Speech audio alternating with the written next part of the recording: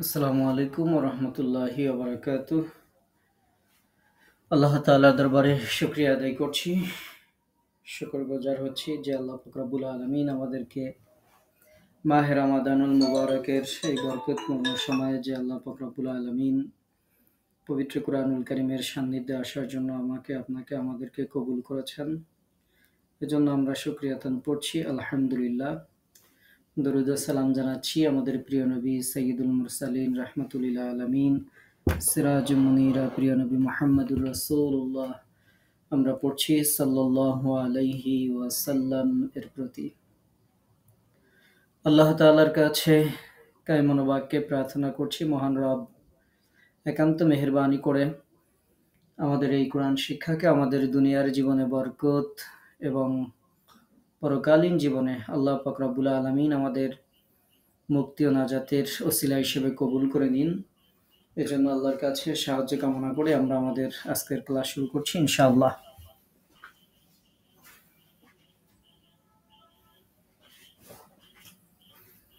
আজকে আমাদের 11তম ক্লাস। আমাদের এই 11তম ক্লাসে দেশ এবং দেশের বাইরে থেকে অংশগ্রহণকারী সকল ভাইয়া এবং আপুদেরকে আমাদের এই একাডেমি হুজুর একাডেমির পক্ষ থেকে স্বাগত জানাচ্ছি। আমাদের আজকের ক্লাসের আলোচ্য বিষয় মিম সাকিন পড়ার নিয়ম। আজকের ক্লাসের আলোচ্য বিষয় মিম সাকিন পড়ার নিয়ম, অর্থাৎ পবিত্র কুরআনুল কারীমে যে মিম সাকিনগুলো থাকে সেগুলো আমরা কিভাবে পড়ব সেই নিয়ম আজকে আমরা শিখব ইনশাআল্লাহ।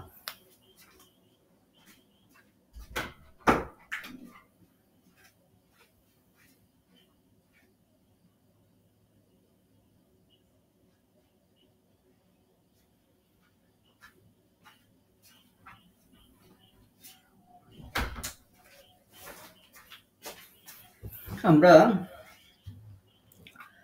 মিম সাকিন কাকে বলে এটা তো নতুন করে সংজ্ঞা দেওয়ার কিছু নেই, আপনারা সবাই জানেন আলহামদুলিল্লাহ। যে মিম অক্ষরের উপরে যখন সাকিন হয় তখন তাকে মিম সাকিন বলে। খুবই সহজ, তারপরও সংজ্ঞা একটু বলতে হয় তাই বলা আর কি। এটা আপনারা সবাই জানেন, সুন্দরভাবেই জানেন যে মিম অক্ষরের উপর সাকিন থাকলে তাকে মিম সাকিন বলে।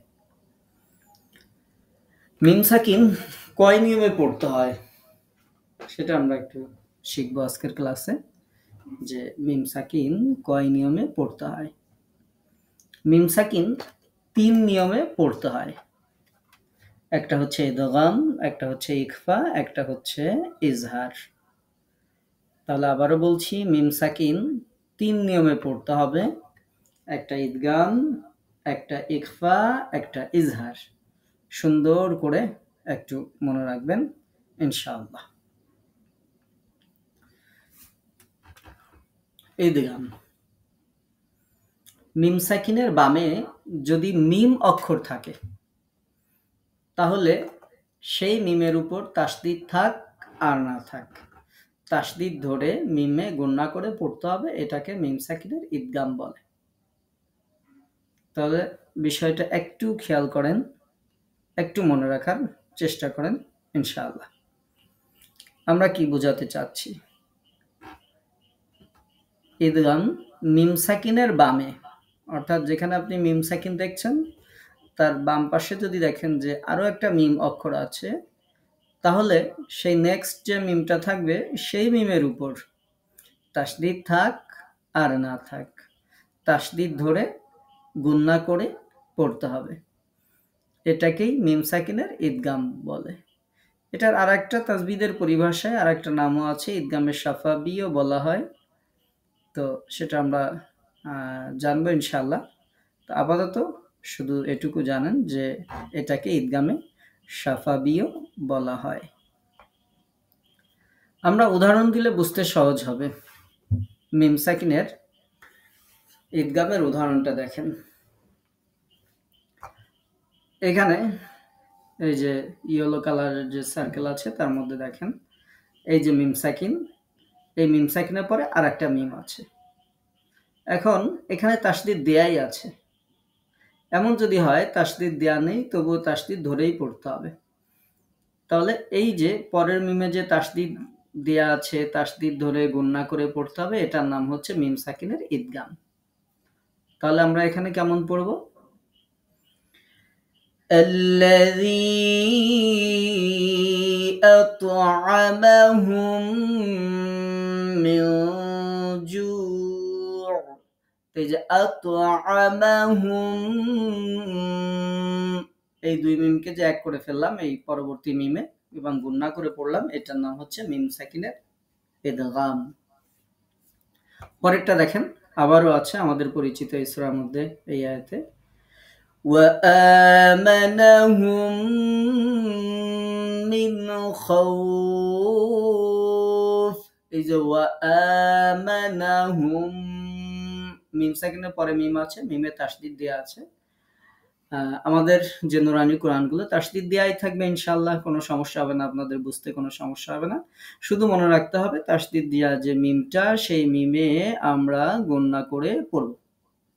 নেক্সট আয়াত দেখেন, এর নিচেই এই যে আলাইহিম, মিম সাকিন তারপরে মিম আছে, দেখেন এখানে তাসদিদ দেয়া যাচ্ছে, অর্থাৎ আমরা পরের মিমটা গুণনা সহকারে পড়ব, তাহলেই মিম সাকিনের ইদগাম হয়ে যাবে। আমরা তাহলে এটাকে কেমন করে পড়ব? ইন্নাহা আলাইহিম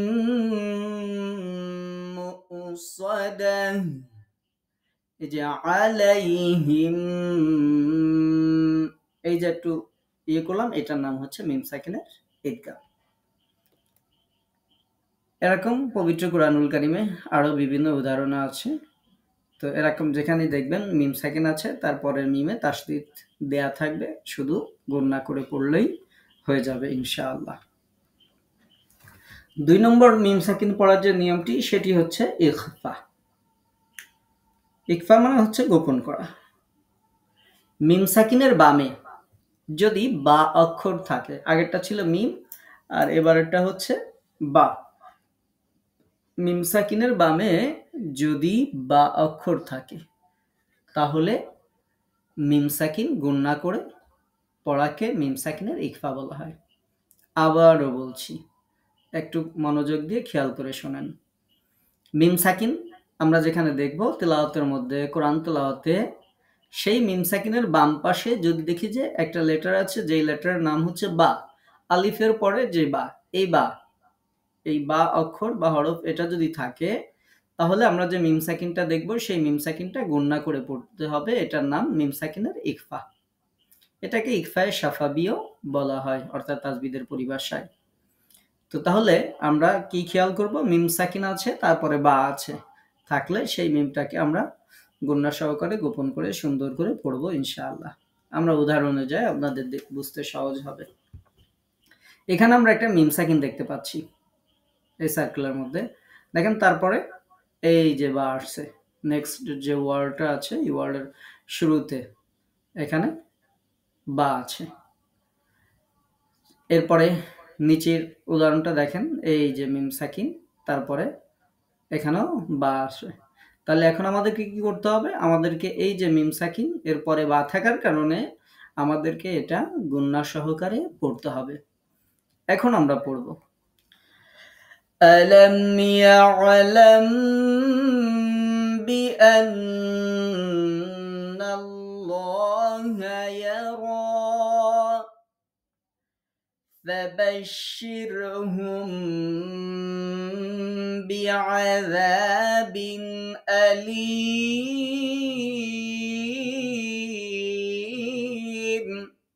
এই যে আলাম ইয়ালাম, এখানে এই মিমটা আমরা গুণনা করছি কারণ এই মিম সাকিনের পরে বা আসছে। ফাবাশশিরহুম, এখানে ওই মিমটাকে গুণনা করছি কারণ এই মিম সাকিনের পরে বা আসছে। তাহলে খুবই সহজ। আগেরটা ছিল মিম সাকিনের পরে মিম আসলে পরের মিমটা গুণনা সহকারে পড়তে হয়, আর এটা হচ্ছে মিম সাকিনের পরে বা আসলে এই মিম সাকিনকেই গুণনা সহকারে সুন্দর করে গোপন করে পড়তে হয়, এটার নাম মিম সাকিনের ইখফা। আবারও আমরা আরো একটা উদাহরণ দেখি। দেখেন এখানে আমরা যে সূরা ফিল যখন আমরা পড়ি তখন তারমিহিম, এই যে মিম সাকিন, তারপরে দেখেন বিহিজারাতিন, এখানে বা আছে। তো তখন আমরা এই মিম সাকিনটাকে গুণনা করে পড়ব। তরমিহিম বিহিজারাতিন মিন সিজ্জিল। এই যে তরমিহিম, এই মিমটা গুণনা করছি কারণ তারপরে বা আসছে। আশা করি আপনাদের বুঝতে কারো কোনো সমস্যা হওয়ার কথা না। 3 নাম্বার মিম সাকিন পড়ার লাস্ট নিয়ম, সেটি হচ্ছে ইজহার। আমরা উপরে 2টা নিয়ম আলোচনা করেছি। একটা ছিল মিম সাকিনের পরে মিম, আর একটা ছিল মিম সাকিনের পরে বা। এই 2টা হরফ নিয়ে আমরা আলোচনা করেছি। তাহলে মিম সাকিনের পরে মিম এবং বা, এই 2 হরফ ছাড়া অবশিষ্ট যতগুলো হরফ আছে আরবি, যত লেটার আছে, যত বর্ণ আছে, যে কোনো হরফ যদি মিম সাকিনের বামে থাকে তাহলে সেই মিমের উচ্চারণ স্পষ্টভাবে স্বাভাবিক মিমের মতো করে পড়তে হবে। কোনো গুণনা করা যাবে না, কোনো কিছুই করা যাবে না। এটার নাম হচ্ছে মিম সাকিনের ইজহার। এটাকে ইজহারের শাফাবিও বলা হয়। আমি আবারও বলছি, একটু খেয়াল করেন। আমরা উপরে 2টা নিয়ম আলোচনা করেছি। একটাতে মিমের পরে মিম ছিল, একটাতে মিমের পরে বা ছিল।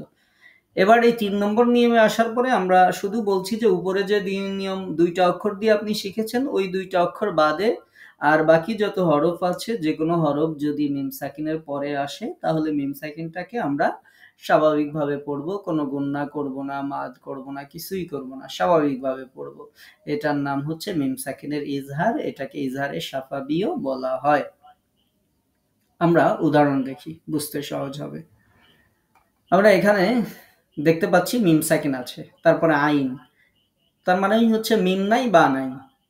নিচের উদাহরণ মিম সাকিন আছে, তারপরে ইয়া আছে, তার মানেই হচ্ছে আমরা শুধু দেখব যে বা আছে কিনা, মিম আছে কিনা। কাজ হচ্ছে শুধু এইটুক। আর যে কোনো হরফ থাকলেই আমরা স্পষ্ট করে পড়বো। তাহলে আমরা এখন কেমন করে পড়বো? তারপরে এখানে দেখেন সুম্মা লাম, এই একটা মিম সাকিন আছে, তারপরে ইয়া আছে, এই সব জায়গাতে আমরা স্পষ্ট পড়বো। যেমন এই আয়াতটা পড়ার সময় আমরা পড়বো ثم لم يتوبوا فلهم عذاب جهنم। এরপরে নিচে যেটা আছে وَإِذَا مَرُّوا بِهِمْ يَتَغَامَزُونَ।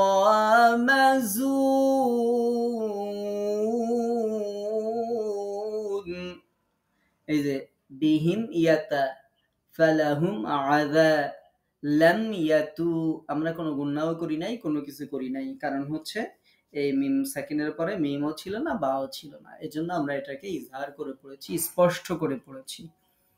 এই হচ্ছে মিম সাকিন পড়ার 3 নিয়ম। আরো একটা উদাহরণ দেখেন। দেখেন এখানে যে কোনো হরফ থাক না কেন মিম সাকিনের পরে, দেখেন এইখানে কাল্লা ইন্নাহুম, এই একটা মিম সাকিন আছে, তারপরে আইন আছে। রব্বিহিম, এখানে একটা মিম সাকিন আছে, তারপরে ইয়া আছে। তারপরে নিচের লাইনে দেখেন আলাইকুম, এখানে একটা মিম সাকিন আছে, তারপরে লাম আছে। অর্থাৎ যে কোনো লেটার থাক না কেন, শুধু দেখতে হবে মিম আছে কিনা বা আছে কিনা, তাহলে স্পষ্ট করে পড়তে হবে। আমরা যদি এটাকেও একটু পড়ি আপনাদের বোঝার সুবিধার্থে, তাহলে আরো একটু ক্লিয়ার হবে আমাদের কাছে ইনশাআল্লাহ। যেমন আমরা এই আয়াতটাকে যখন পড়ব, কাল্লা ইন্নাহুম আন রাব্বিহিম ইয়াওমাইযিল লামাহজুবুন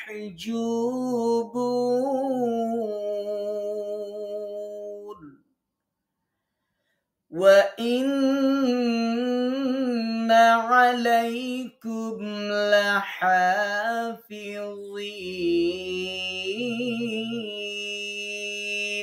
দেখেন আলাইকুম লা, আমরা কোনো গুণনা করি নাই। রব্বিহিম ইয়াউমা, আমরা মিম সাকিনগুলো স্পষ্ট করে পড়ে গেছি। এটার নাম হচ্ছে মিম সাকিনের ইজহার।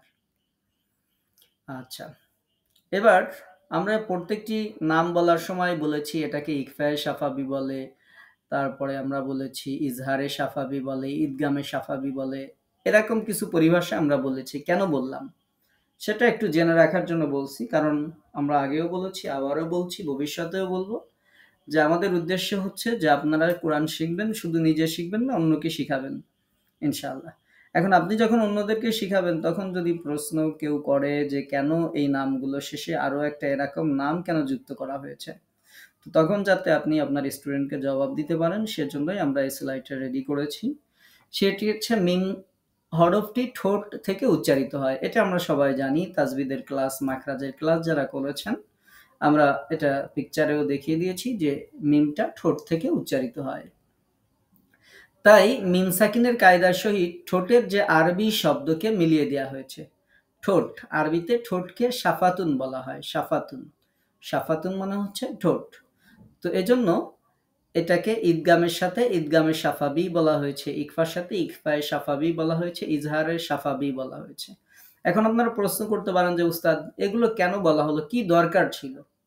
দরকার ছিল, আমরা নেক্সট ক্লাসে যখন নুন সাকিন আলোচনা করব, নুন সাকিন ও তানবিন পড়ার নিয়ম, তখন বুঝতে পারবেন কেমন দরকার ছিল। কারণ হচ্ছে নুন সাকিন ও তানবিন পড়ার নিয়মের সময় সেখানেও ঈদগাম আছে, সেখানেও ইকফা আছে, সেখানেও ইজহার আছে।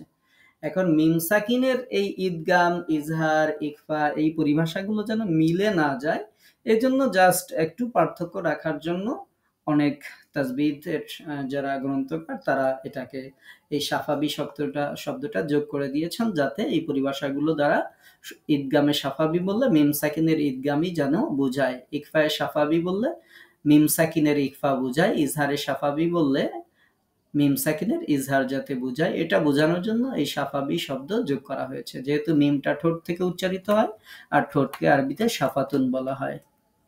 আমরা আজকের ক্লাসটা আর একবার রিভিউ করছি, একটু ভালো করে দেখবেন যে আজকের ক্লাসে আমাদের খুব সিম্পল একটা নিয়ম ছিল, খুবই সহজ, কিন্তু পবিত্র কোরআনে হিউজ পরিমাণ ব্যবহার পাবেন। নিয়ম ছোট, ব্যবহার অনেক, সুতরাং একটু যত্নবান অবশ্যই হতে হবে, না হলে পবিত্র কোরআন তেলাওয়াতের ক্ষেত্রে আপনার হিউজ পরিমাণ ভুল যাবে। আর এই ছোট্ট একটু বিষয় যদি শিখে রাখি, তাহলে আলহামদুলিল্লাহ আমাদের অনেকটাই পবিত্র কোরআনুল কারীম সহি হয়ে যাবে। আমরা আজকের ক্লাসে আলোচনা করেছি মিম সাকিন পড়ার নিয়ম সম্পর্কে। মিম সাকিনের ব্যাপারে আমরা বলেছি যে মিমের হরফের উপরে সাকিন দেয়া থাকলেই তাকে মিম সাকিন বলে, এটা আপনারা সবাই জানেন। আমরা বলেছি মিম সাকিন ৩ নিয়মে পড়তে হয়: ঈদগাম, ইকফা এবং ইজহার। ঈদগাম মানে মিলিয়ে পড়া, ইকফা মানে গোপন করা, ইজহার মানে স্পষ্ট করে পড়া। ঈদগাম কখন মিলিয়ে গুণনা করব? মিম সাকিনের বাম পাশে লেফট হ্যান্ড সাইডে যদি দেখেন যে আরেকটা মিম অক্ষর আছে, তাহলে পরবর্তীতে যে মিম অক্ষরটা আছে সেই মিমের উপর তাসদিদ থাক আর না থাক, তাসদিদ ধরে গুণনা করে পড়তে হবে, এটাকে মিম সাকিনের ঈদগাম বলা হয়। এটাকে ঈদগামের সাফাবিও বলে। আমরা এটার উদাহরণগুলো আপনাদেরকে পড়ে শুনিয়েছি, যে এখানে মিম সাকিন আছে, দেখেন তারপরের মিমে তাসদিদ দেয়াই আছে। তো আলহামদুলিল্লাহ, আমাদের যেহেতু আমরা যখন আরবি কোরআনের আয়াতগুলো যখন স্বাভাবিকভাবে আমরা লিখি বিভিন্ন জায়গায় হাতে, তখন আমরা কিন্তু জের জবর ইউজ করি না, উইদাউট জের জবর ছাড়াই আমরা আয়াতগুলো লিখি, তো সেগুলো আমাদেরকে পড়তে হয়।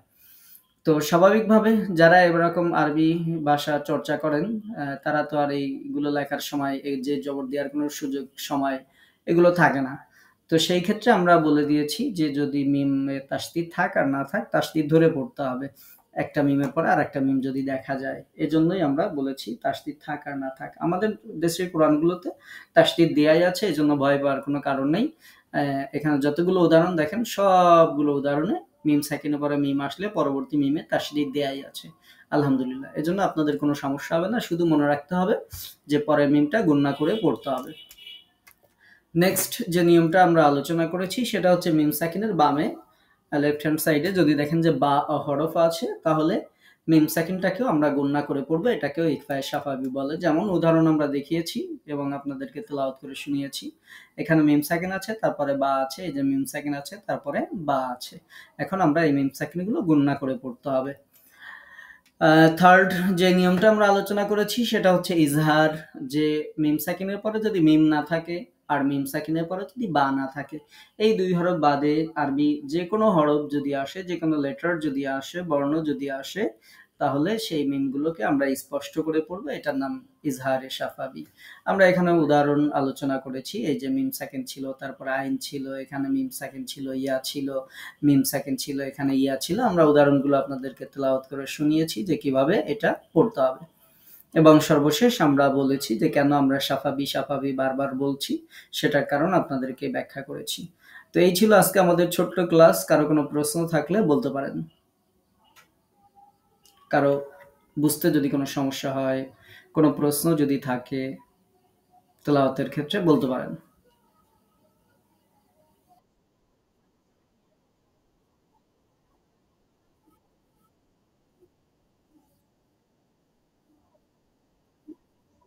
আমরা চেষ্টা করব ক্লাস রেকর্ড দেওয়ার, ইনশাআল্লাহ আপনি রেকর্ডে শুনে দিবেন, কেমন?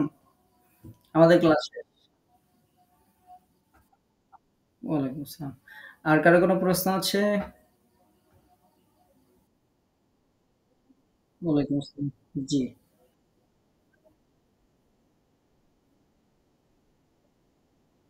জি, জি। সঠিক, সঠিক, সঠিক, সঠিক বলেছেন। হয়ে যাবে, হয়ে যাবে ইনশাআল্লাহ। মোটামুটি না, পুরোই হয়ে যাবে ইনশাআল্লাহ। আচ্ছা। আর কারো কোনো প্রশ্ন আছে? আর কারো কোনো প্রশ্ন আছে?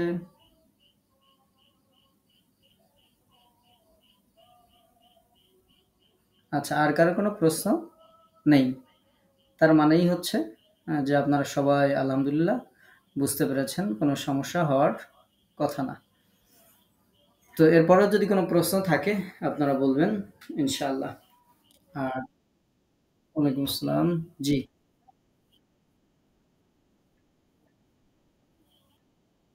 বুঝি নাই। আবার বলেন।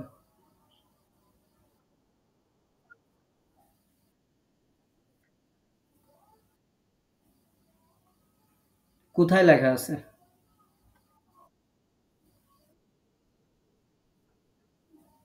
ও কল্ব, কল্ব মানে হচ্ছে ইকলাব, ইকলাব। হুম, কল্ব মানে ইকলাব। আচ্ছা। আর কারো কোনো প্রশ্ন আছে?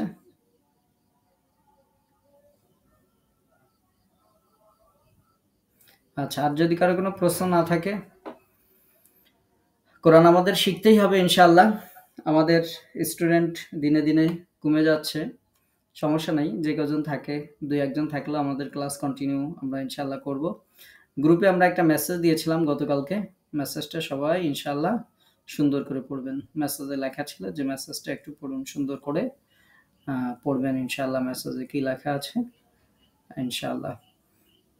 আর কারো যদি কোনো প্রশ্ন না থাকে তাহলে আমরা আমাদের ক্লাস শেষ করব। আমরা একটু দোয়া করে ক্লাস শেষ করব। আমরা একটু ইস্তেগফার পড়ি। আস্তাগফিরুল্লাহাল আযীম ওয়া আতুবু ইলাইহি লা হাওলা ওয়া লা কুওয়াতা ইল্লা বিল্লাহিল আলিয়্যিল আযীম।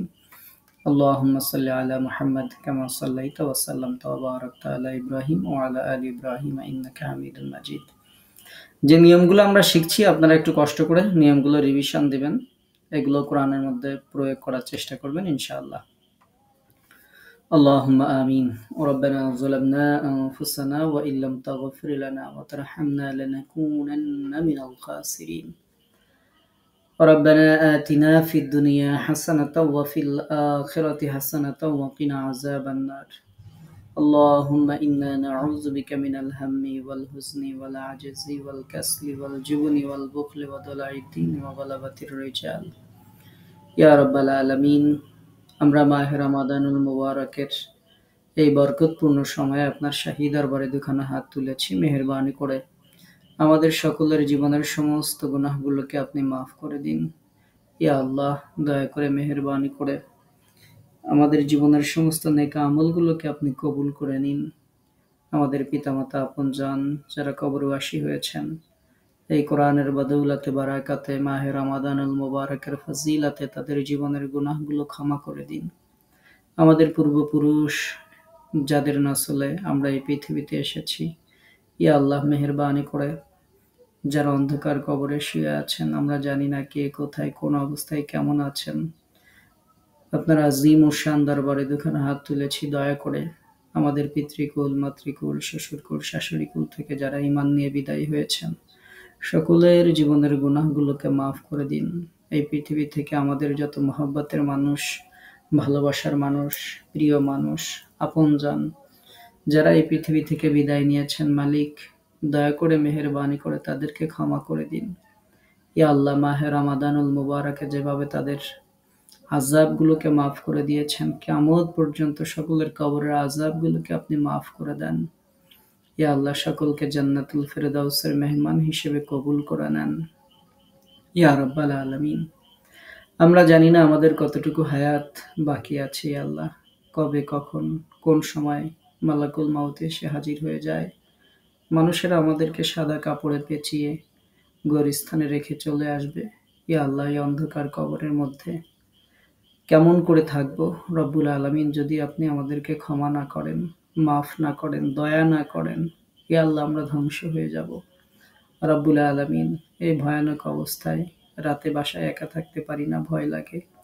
ইয়া আল্লাহর ওই এক অন্ধকার কবরের মধ্যে, মাটির মধ্যে কোন অবস্থায় কিভাবে আমরা থাকবো আমরা জানি না। দয়া করে আপনার শাহী দরবারে দুখানা হাত তুলেছি আল্লাহ, আপনার কাছে যাওয়ার পূর্বে আমরা যেন গুনাহমুক্ত, দ্বিধামুক্ত, ইয়া আল্লাহ, মানুষের হক মুক্ত অবস্থায় যেন যেতে পারি, সেই তৌফিক আমাদেরকে দান করুন। আমাদের চরিত্র, আমাদের ঈমান, আমাদের আমল, আমাদের আখলাক সবকিছু যেন সংশোধন করে আপনার প্রিয় মানুষদের মতো তৈরি করতে পারি, সেই তৌফিক আমাদেরকে দান করুন। হে আমাদের রব, আমাদের চরিত্রের অনেক খারাপ দিক রয়েছে, আমাদের অনেক গুনাহ রয়েছে, আমাদের অনেক পাপ রয়েছে, আমাদের অনেক খারাপ স্বভাব রয়েছে মালিক। দয়া করে মেহেরবানি করে সবকিছুকে, যে সমস্ত বান্দাদেরকে আপনি পছন্দ করতেন যুগে যুগে, যারা আপনার প্রিয় বান্দা ছিল, নেক বান্দা ছিল, সালেহ বান্দা ছিল, ইয়া আল্লাহ, তাদের মতো যেন আমরা আমাদের চরিত্রকে সুন্দর করতে পারি, সেই তৌফিক আমাদেরকে দান করবেন।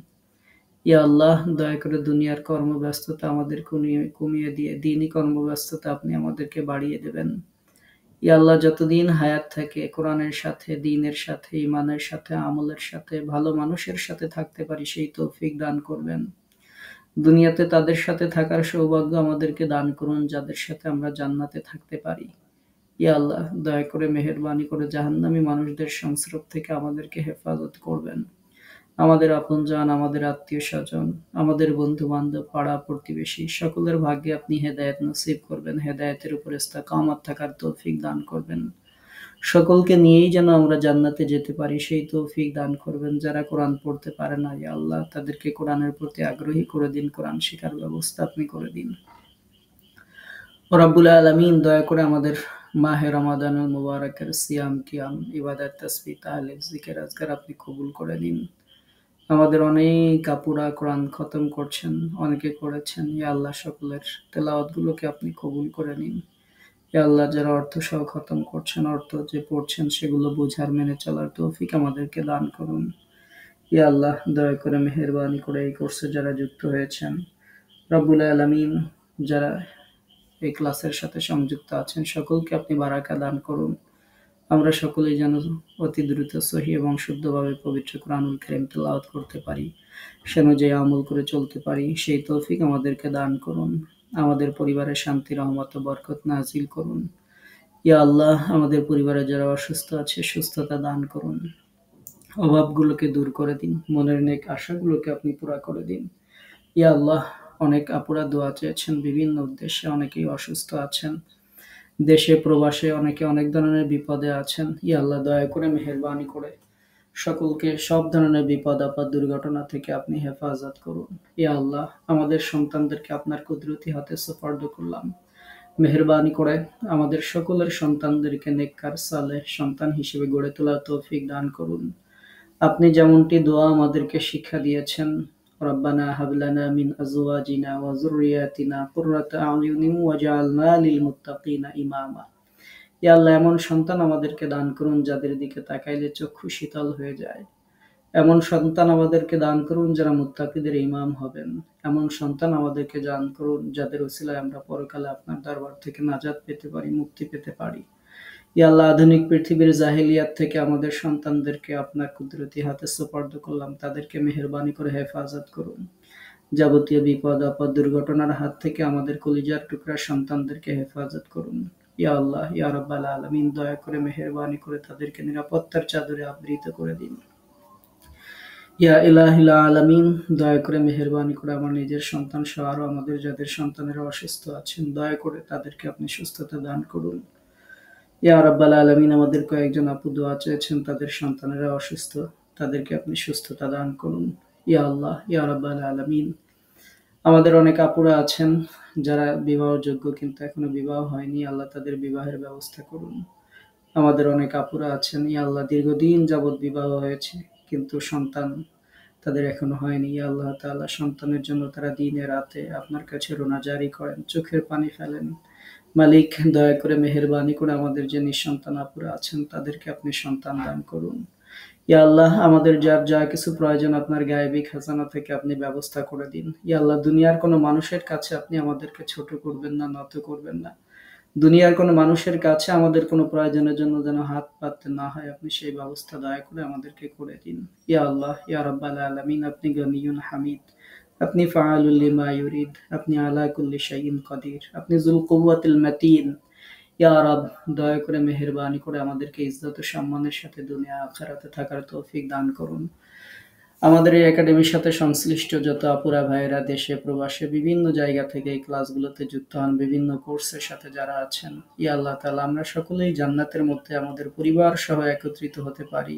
দয়া করে সেই তৌফিক আপনি আমাদের সকলকে দান করবেন দুনিয়ার এই ক্ষণস্থায়ী জীবনে। ইয়া আল্লাহ তাআলা, আমরা যেন ঈমানের উপর ইস্তেকামত থাকতে পারি, সেই তৌফিক আমাদেরকে দান করবেন। সুবহান রাব্বিকা রাব্বিল ইজ্জাতি আম্মা ইয়াসিফুন ওয়া সালামুন আলাল মুরসালিন ওয়ালহামদুলিল্লাহি রাব্বিল আলামিন বিরহমাতিকা ইয়া আরহামার রাহিমিন। আসসালামু আলাইকুম ওয়া রাহমাতুল্লাহি ওয়া বারাকাতুহু।